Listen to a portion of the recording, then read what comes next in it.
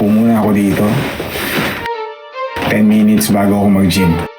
Gawin ko tong goal daily na may 10 minutes ako na nandito lang ako nagsasalita. Yung vlog kasi, ang non-negotiable ko, Monday to Friday. So itong apoy na to guys, panghahawakan natin to. So, kung maaabot ko yung day 1,000, ibang tao na yun.